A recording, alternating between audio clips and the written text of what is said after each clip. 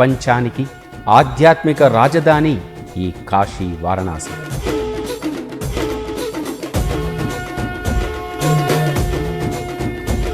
స్వయంగా భోలా శంకరుడు నివాసముండే నగరమే ఈ కాశీ పట్టణం. కాశీ వైభవాన్ని పూర్తిగా తెలపడం దేవదేవతలకు కూడా సాధ్యం కాదు.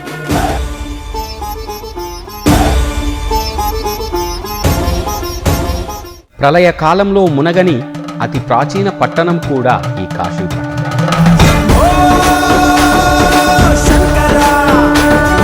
వారణాసి బ్రహ్మదేవుని సృష్టి కాదు, విష్ణుమూర్తి హృదయం నుండి వెలువడి సృష్టి యొక్క ఆరంభంలో పరమశివుడు నిర్మించుకున్న ప్రత్యేక స్థలం.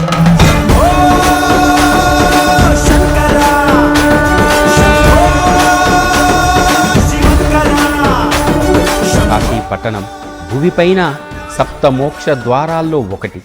కాశీ పట్టణం 12 జ్యోతిర్లింగాల్లోకెల్లా అత్యంత శ్రేష్టమైనది. 14 భువన భాండాల్లో విశేషమైన స్థలం వారణాసి.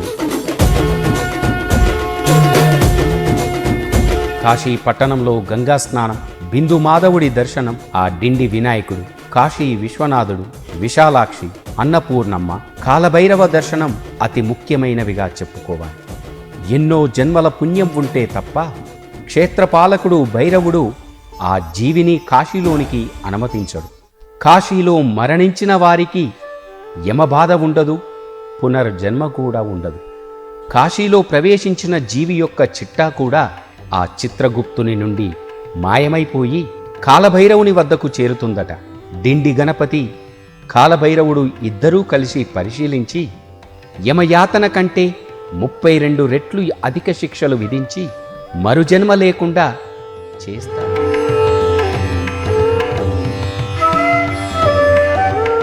కాశీవాసం చేసేవారికి సమస్త యుగాలు తపస్సులు చేసిన పుణ్యంతో పాటు అన్ని చక్రాలు కూడా ఉత్తేజితమవుతాయి. కాశీలో మరణించిన ప్రతి జీవికి ఆ పరమశివుడు దర్శనమిచ్చి వారి కుడి చెవిలో తారక మంత్రం పలికి మోక్షం ప్రసాదిస్తాడు. అందుకే కాశ్యాంతు మరణాన్ముక్తి అని శాస్త్రవచనం కూడా.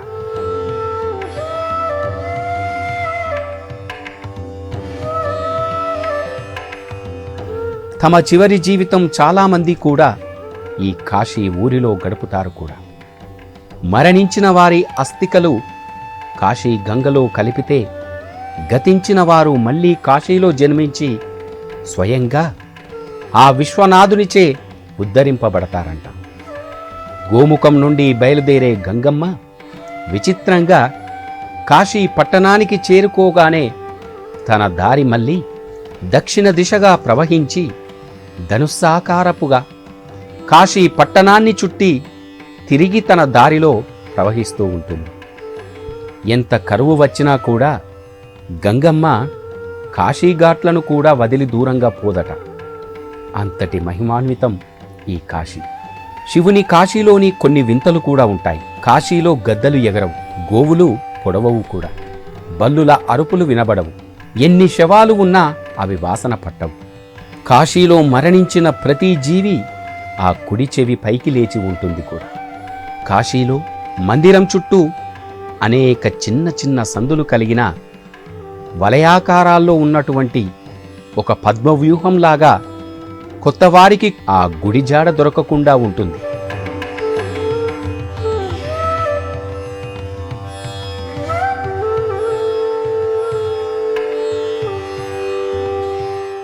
ప్రతిరోజు కాశీ విశ్వేశ్వరునికి శవభస్పలేపనంతో పూజను ప్రారంభిస్తారు.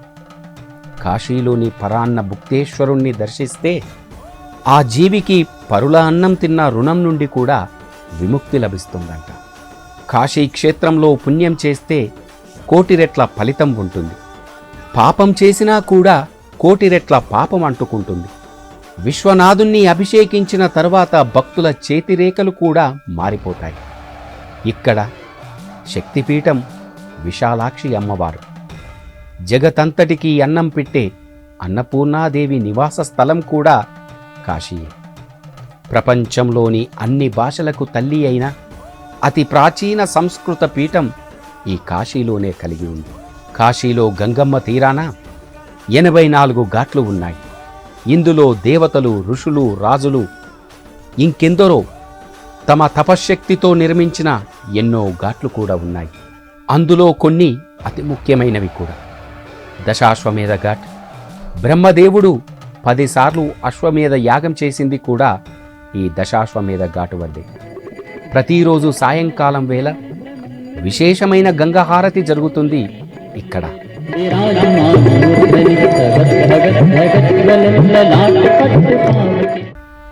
రెండవది ప్రయాగ్ ఘాట్. ఇక్కడ భూగర్భంలో గంగతో పాటు యమున, సరస్వతులు కూడా కలుస్తాయి. మూడవది సోమేశ్వర ఘాట్, చంద్రుడి చేత నిర్మితమైనది. నాలుగవది మీర్ ఘాట్, సతీదేవి కన్నుపడిన స్థలం కూడా ఇదే. విశాలాక్షిదేవి శక్తిపీఠం కూడా ఈ మీర్ ఘాట్ వద్దే కలిగి ఉంది. ఇక్కడే యముడు ప్రతిష్ఠించిన లింగం కూడా నిత్య పూజలందుకుంటోంది. ఐదవది నేపాలి ఘాట్. పశుపతినాథ్ మందిరం బంగారు కలశంతో ఎప్పుడూ కూడా మెరుస్తూ ఉంటుంది. ఆరవది మణికర్ణికా ఘాట్. ఇది కాశీ పట్టణంలో మొట్టమొదటిది కూడా. దీనినే ఆ విష్ణుదేవుడు స్వయంగా తన సుదర్శన చక్రంతో తవ్వి నిర్మించాడు కూడా. ఇక్కడ ప్రతిరోజు సకల దేవతలు స్నానమాచరిస్తారు. ఇక్కడ ఆ గంగాదేవి నిర్మలంగా పారుతూ ఉంటుంది. ఇక్కడ మధ్యాహ్నం సమయంలో ఎవరైనా సుచేల స్నానం చేస్తే వారికి జన్మజన్మల పాపాలన్నీ తొలగిపోతాయి. అంతటి మహిమాన్వితమైన మణికర్ణికా ఘాటులో ప్రతి ఒక్క భక్తుడు పుణ్య స్నానాన్ని ఆచరించాలి. అలాగే విశ్వేశ్వర ఘాట్, సింధియా ఘాట్ అని కూడా దీన్ని పిలుచుకుంటారు. అహల్యాబాయి తపస్సు చేసింది కూడా ఇక్కడే. ఎనిమిదవది పంచఘాట్. ఇక్కడే భూగర్భం నుండి గంగలో 5 నదులు కలుస్తూ ఉంటాయి. అందుకే దీనిని పంచఘాట్ అని పిలుచుకుంటారు. తొమ్మిదవది గాయ్ ఘాట్. గోపూజ జరుగు ప్రదేశం కనుక దీనిని గాయ్ ఘాట్ అని పిలుచుకుంటారు. 10వది తులసి ఘాట్. తులసీదాస్ సాధన చేసి రామచరిత మానస్ లిఖించమని ఆ శివుని ఆదేశం పొందిన ప్రదేశం ఈ తులసి ఘాట్. హనుమాన్ ఘాట్.